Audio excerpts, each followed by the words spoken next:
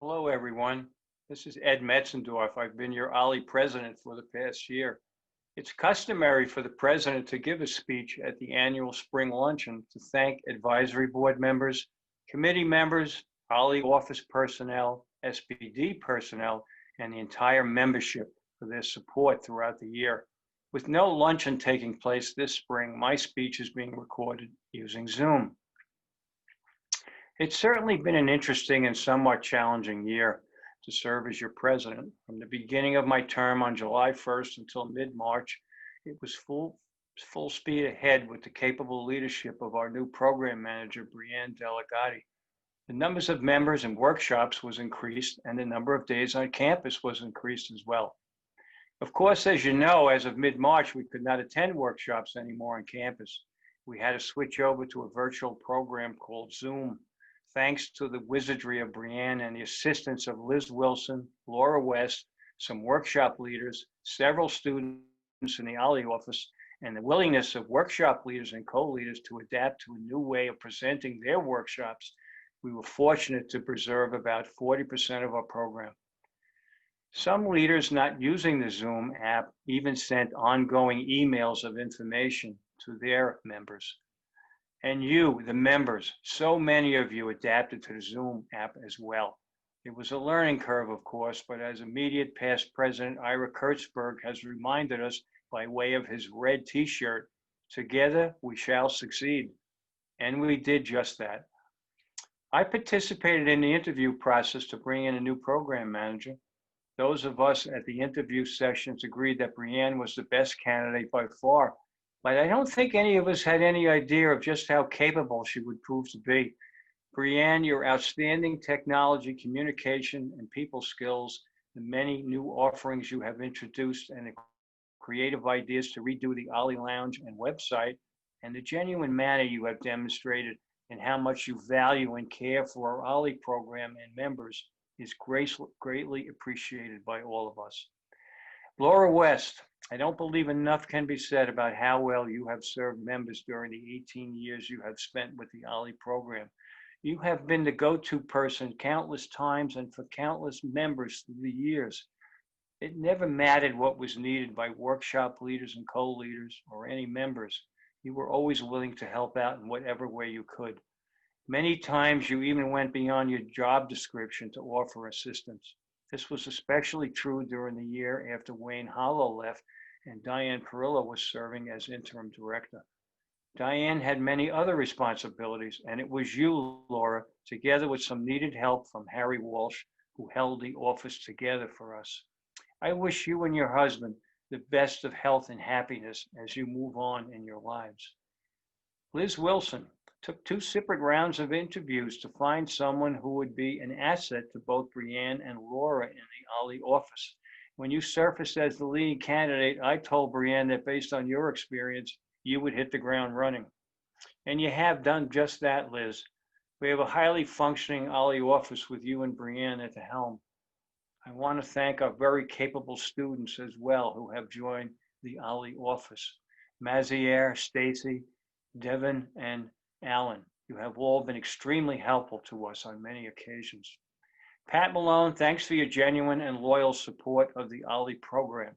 You have reached out to us on many occasions to listen to our concerns and shared your ideas to strengthen the program. It goes without saying that as the head person at SPD, you wear many hats as well. I know that you and Brianne have fostered a solid professional relationship, and this can only benefit the program in a positive manner. Diane, thanks for your support by managing the fiscal aspects of our program. There were many times when you came through in a pinch to help resolve issues concerning funding. I would like to thank the nominating committee, Bob Stone as chair, Rhonda Gordon, Rick Rubin, Joan Rohrig, and Brianne for fielding a slate of candidates to fill open positions for the next OLLI year and running a successful election. Congratulations to our new officers, President-elect Mary Hance, Secretary Helen Emmerich, and members at large Ella Nice and Doreen Day. I would also like to thank our ad hoc committee, Jyothi Curcio, Ira Kurtzberg, Fran Lieboff, Carol Gambrell, and Helen Emmerich for the many hours you devoted for revising and amending the 2016 Policies and Procedures document. As of this recording, it's still a work in progress, but it has come a long way. When I chaired my first board meeting last September, I expressed how fortunate and proud I was to be working with such a competent and committed group of members. This feeling continued throughout the year as president. Thank you, Ira Kurtzberg, Jyothi Curcio, Fran Lieboff, Fred Averill, Carol Gambrell, Cheryl Sessa, Bunny Averill, Mary Hance, Mary Negra, Sue Ruse, Bob Stone, Faye Graber, Jeff Hollander, Diane Hollander, and Janet Creamer. And Ira, thanks for the mentoring you provided for me when I was your president-elect, and for this year as I served as president. You were a hard act to follow, and I always knew there would be big shoes to fill. I hope that I took up at least some of spaces in those shoes. Jothi, you and I spent many hours together this year having one-on-one conversations, meetings with Brianne and Pat Malone, and attending all the various committee meetings. Just as Ira mentored me to take over as president, I was doing the same for you. You have demonstrated a high level of competence and a strong commitment to our OLLI program, and there is no doubt in my mind that you will add to the long list of excellent presidents when you assume the position on July 1st. And now it will be your turn to mentor President-elect Mary Hance to take over the following year. In closing, a heartfelt thanks to everyone for a great year. It was a privilege and an honor to serve as your OLLI president. Hi, I am Jyothi Curcio. I am the new president of OLLI as of July 1st. It is such an honor and privilege to be elected by this diverse, inclusive, generous, and remarkable OLLI membership. I have been an OLLI member for the last 7 years, since 2012. Then I was elected to be a member at large of OLLI board in 2016. I was a co-chair and then chair of the Member Relations Committee for 3.5 years and chaired the Special Events Committee for a year. When elected to be the president-elect last year, 2019, I served as ex officio member of all committees, attended all meetings, and along with the president and the immediate past president, participated in the decision-making. My background is corporate information technology management. Now, I am eager to highlight 8 of my goals that will help our OLLI move forward. Number 1, I would like to increase OLLI membership back to and beyond 1,000 with more diversity in the membership in mind. Number 2, as we are in the middle of this global pandemic and as we are having workshops on Zoom as long as it is necessary, I want to reach out to members who are not on Zoom, alleviating their concerns, fears, and issues, and bringing them on board. I want to follow up with the program manager and get more workshop leaders to utilize Zoom. Number 3, I want to target and recruit members from assisted living and similar facilities who are in lockdown mode. Number 4, I hope to develop workshops that will motivate and encourage members to participate actively on Zoom. Number 5, when we return to campus, I would like to help facilitate Zoom workshops for those members who cannot physically attend on campus. Number 6, I look forward to working with the OLLI program manager and the SPD designee to create the Satellite Learning Center at SBU Southampton campus. Number 7, I want to nurture structures of shared governance, transparent communication, and collaborative decision-making with the OLLI program manager and the SPD designee. Number 8, for the greater exposure of OLLI in the community, I would like to set up the groundwork for community outreach. Now, I would like to thank Edie MetzenDorf, current OLLI president, and Ira Kurtzberg, OLLI immediate past president, for the valuable guidance they provided me when I was the president-elect.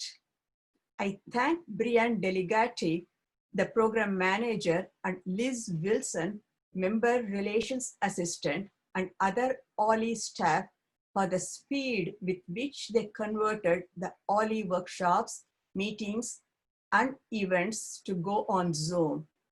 I anticipate having great working relationship with them. I would like to congratulate OLLI workshop leaders and OLLI membership for the swift adaptation to the new environment and learning and mastering the new technology. It is heartening to see OLLI members coping with the pandemic with a positive attitude and keeping themselves well. We all will get through this difficult time and come out stronger than ever. Our health and safety are our top priorities. We will strictly adhere to the latest guidelines of New York State, public health authorities, and Stony Brook University's policies in deciding if and when we can return to campus. In closing, I share the wisdom of two popular Americans. The first quote is by W. Clement Stone. Every adversity carries with it the seed of an equal or greater benefit. The second quote is by Norman Vincent Peale. As you develop and hold the thought that any adversity can actually be turned to your advantage, you then have an immense mental asset going for you. I am happy to welcome you to the new academic year. You can always contact me and with questions or suggestions. Thank you. My name is Ira Kurtzberg, and I am presently the immediate past president of our organization. I would like to share my thoughts with you about the importance of getting involved in our organization so that we may maintain the high quality of what we now have and how we will be able to preserve that quality in the future. During my presidency, I was fortunate enough to attend the national conference of all of the OLLI organizations throughout the country. That took place in October of 2018 and was held in Scottsdale, Arizona. These conferences are held every 18 months, and I had the opportunity to speak with some of the presidents and directors of the 124 chapters that attended the conference. It was more than enlightening. Actually, it was an eye-opening experience. It allowed me to compare our program with the other OLLI organizations. And keep in mind that no two programs are alike, although there are some basic similarities. I will tell you that our organization stacked up extremely well in comparison to the other programs. Before I share my thoughts with you, I would like to ask you some questions. And if you don't mind, write down your answers on a separate piece of paper. What would your life be if you were not a member of our organization, or if there was no OLLI for you to become a member of? What friends wouldn't you have if you never became a member? What activities do you participate in that would no longer be available? What would you miss the most? What intellectual experiences would be missing from your life? What special event trips would you never have taken and experienced? What workshops would you miss the most? What contributions have you made to our organization other than attending classes? Now, what I'd like to do is I want to share my participation and my experiences in the organization, and hopefully that'll give you some ideas of how you may want to participate. Participation is the key to our existence and success.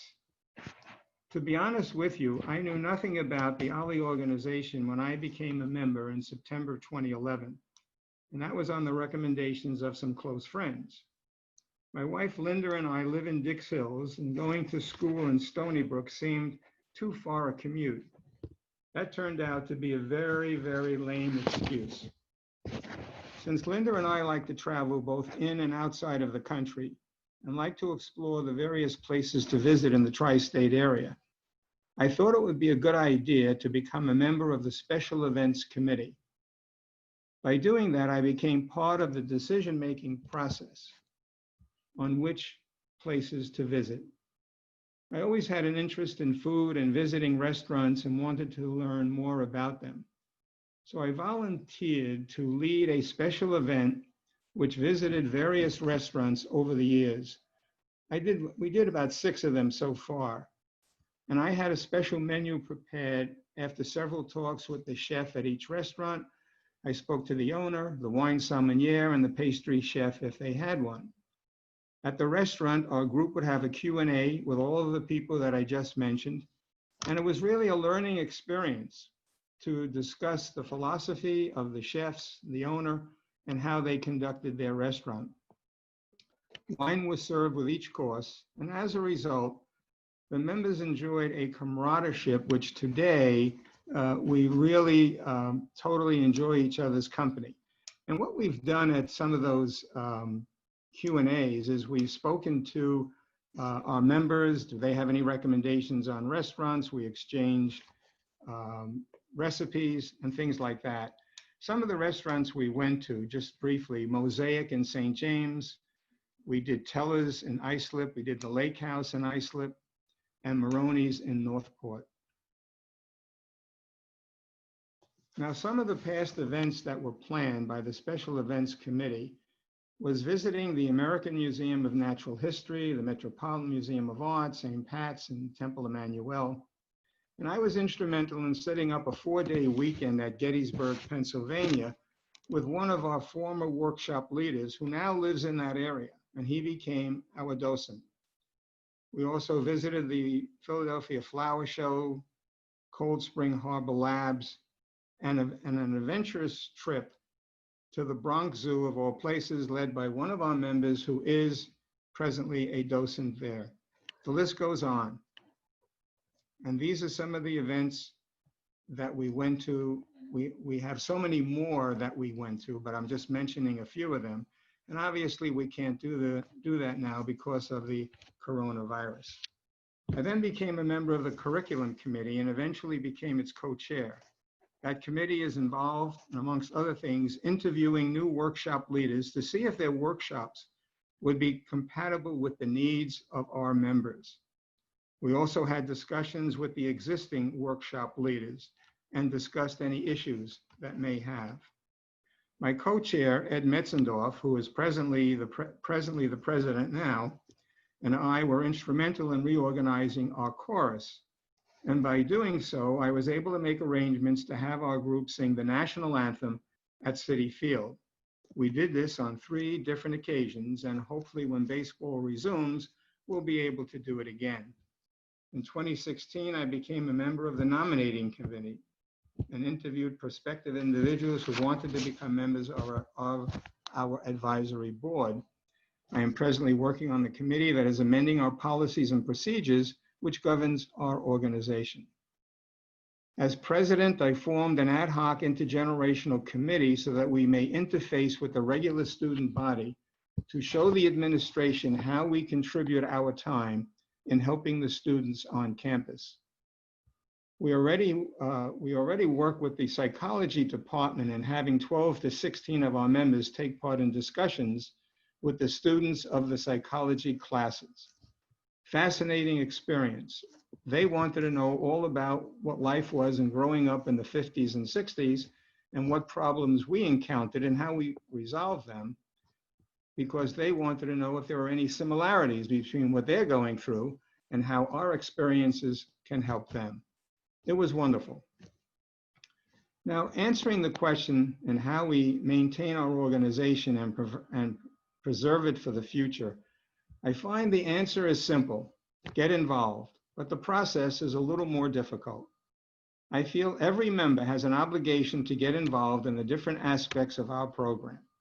Everyone is capable of making a contribution in their own way. Think about becoming a workshop leader. What is your passion? What are your hobbies? The best way to see if a workshop works for you and works for our members is to take part in a summer session. You can do one program, you can do up to five different sessions with your program. And if you like it and the members like it, it's just a wonderful experience. And some of our workshop leaders have done that, and it was really rewarding. If that doesn't work for you, then the next best thing is to volunteer your time. Become a member of a committee. You will have a much better understanding of how our organization works and be part of the process. The best thing to do is to visit our website, go online, see what committees are available and which ones you would like to join. Our main goal right now is to get back on campus as part of a healthy environment. Until that time comes, we must support our organization and take part in the Zoom programs. Stay safe and be well, and remember, together we shall succeed. Very excited to continue my involvement with OLLI at Stony Brook as the president-elect. These are unusual times for our program. However, with the very dedicated OLLI office, workshop leaders and members, our program will continue to be strong and provide exciting and interesting workshops for our members. I will be as supportive as necessary to assist President Jyothi Curcio, the entire OLLI office, and the SPD office. As Ira Kurtzberg continues to stress, together we shall succeed. Thank you for this opportunity to further serve the OLLI program.